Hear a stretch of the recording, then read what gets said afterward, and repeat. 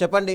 అయితే ఇప్పుడు కాంగ్రెస్ పార్టీ గతంలో మనం మాట్లాడుకున్నట్టుగా ఇందాక పీసీసీకి కూడా అటు కొండా సురేఖ పైన ఆల్రెడీ లెటర్ ఇచ్చారు.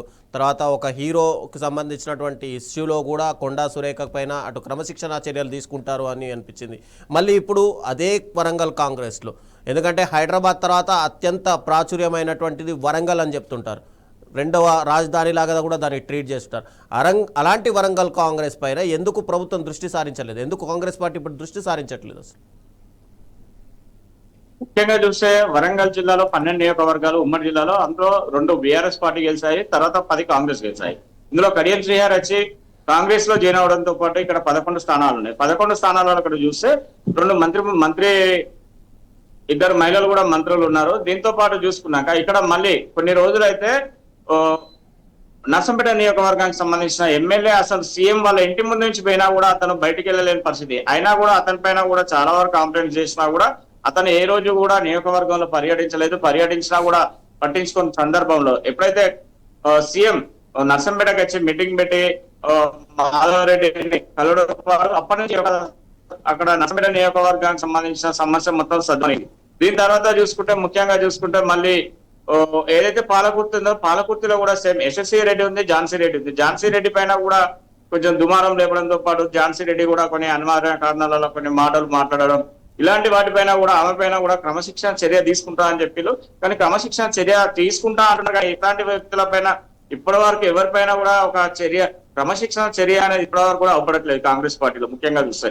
ఎందుకంటే కొద్ది రోజులు అయినా కూడా ఇటు కొండ సురేఖ అయితే ఝాన్సీ రెడ్డి, దాంతో పాటు దొంతి మాధవరెడ్డి, అదే కాకుండా చూస్తే కడియం శ్రీహరి కూడా మాట్లాడిండు. ఇదే కాకుండా అతనితో పాటు సమకాలకు ఆయన రేవుడు ప్రకాష్ రెడ్డి ఉన్నారు. రేవుడు ప్రకాష్ రెడ్డి పైన కూడా కొన్ని ఆరోపణలు చేసినప్పుడు కూడా అతను కూడా సద్దుమణిగి నేను పరకాలకు గెలవడం కూడా నాకు కొండ వాళ్ళ సహాయంతో గెలిచాను, వాళ్ళ కార్యకర్తలు మాకు పనిచేయడం వల్ల మేము గెలిచాము, వాళ్ళ ఒక పార్టీ మాకు సపోర్ట్ చేసిందని ఒక ఉద్దేశంగా అప్పటి అతన్ని నాకు ఇది లాస్ట్ అవకాశం అనడమే కాకుండా అతన్ని కూడా గెలిపించిన తర్వాత మరికొద్ది రోజుల క్రితం కూడా కొన్ని రోజుల క్రితం చూస్తే కొండమూర్లి కూడా వాళ్ళ కూతురు ఎవరైతే సుష్మితా పటేల్ ఉందో సుష్మితా పటేల్ కూడా వచ్చి ఇక్కడ కాంగ్రెస్ పార్టీ నుంచి మళ్ళీ రానున్న రోజులలో ఎమ్మెల్యేగా చూడబోని చెప్పేసి కూడా అతను కిలవరంగంలో జరిగిన ఒక ప్రోగ్రామ్ లో చెప్పడం జరిగింది. అప్పుడు కూడా పార్టీకి మళ్ళీ వీళ్ళు కొండ వాళ్ళు వెళ్ళి అధిష్టానానికి మళ్ళీ వాళ్ళు అధిష్టానం దగ్గరికి వెళ్ళి వాళ్ళు దానికి ఎక్స్ప్లెనేషన్ కూడా ఇవ్వడం జరిగింది.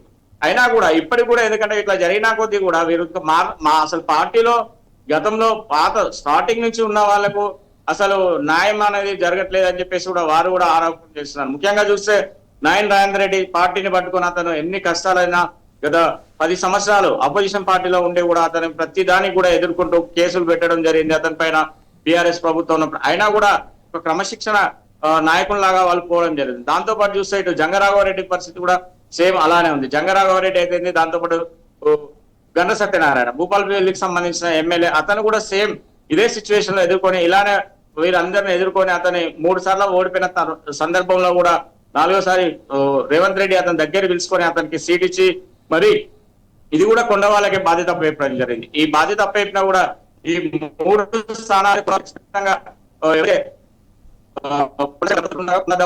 3 స్థానాలను వాళ్ళు మొత్తానికి అయితే భారీ మెజార్టీతో కూడా గెలిపించుకోవడం జరిగింది. అదే కాకుండా చూస్తే ఇటు వర్ధనపేట నియోజకవర్గానికి సంబంధించిన కూడా కేఆర్ నారాజుకు సంబంధించిన విజయంలో కూడా కొండ వాళ్ళ పాత్ర ఉందని చెప్పేసి వాళ్ళు కూడా చెప్పడం జరుగుతుంది. కానీ కొంత కాలం తర్వాత ఒక 6 నెలలు సంవత్సరం తర్వాత వీళ్ళ మధ్యలో అందరి మధ్యలో విభేదాలు రావడమే వీరికి ముఖ్యంగా ఇది ఒక సమస్య లాగా మారిపోతుంది. ఇప్పుడు ఉమ్మడి వరంగల్ జిల్లా వ్యాప్తంగా చూస్తే మంత్రులు 2 మహిళా మంత్రులు ఉన్నారు. మళ్ళీ మంత్రివర్గం విస్తరిస్తే నాకు మంత్రివర్గం వస్తుంది నాకు వస్తుంది అని చెప్పుకోవడం అది జరుగుతుంది.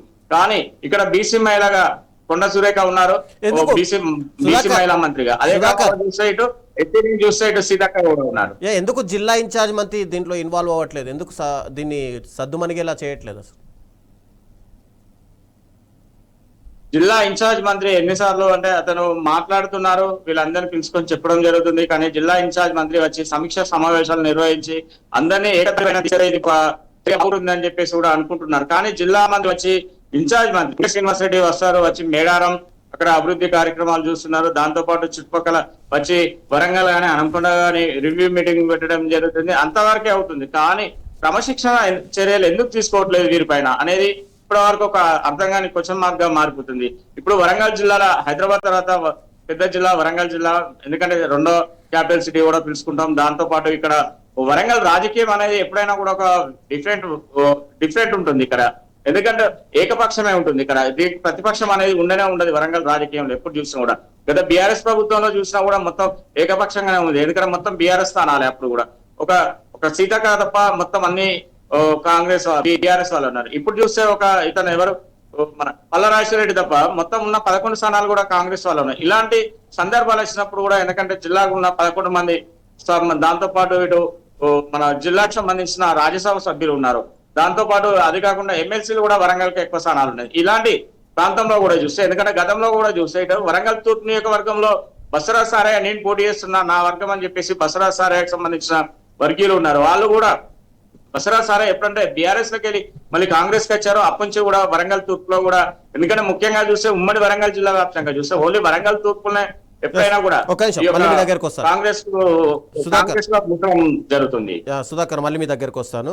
ఎస్ యోగానంద్ గారు, చెప్పండి ఒకసారి మనం అంటే గత కొన్ని రోజుల నుంచి కాంగ్రెస్ పార్టీకి సంబంధించినటువంటి విషయాలు చూస్తే కనుక రాజగోపాల్ రెడ్డి ఇష్యూ కానీ, లేదంటే ఇప్పుడు మీనాక్షి నటరాజన్కి సంబంధించినటువంటి ఇష్యూ కానీ, డీసీసీలకు సంబంధించినటువంటి ఇష్యూ కానీ, టోటల్గా అంటే కాంగ్రెస్ పార్టీలో ఒక రకంగా చూస్తే కనుక ప్రతి దగ్గర ప్రతి ఏరియాలో కూడా ఏదో రకంగా ఒక అసంతృప్తి అయితే నెలకొన్న పరిస్థితి ఉంది.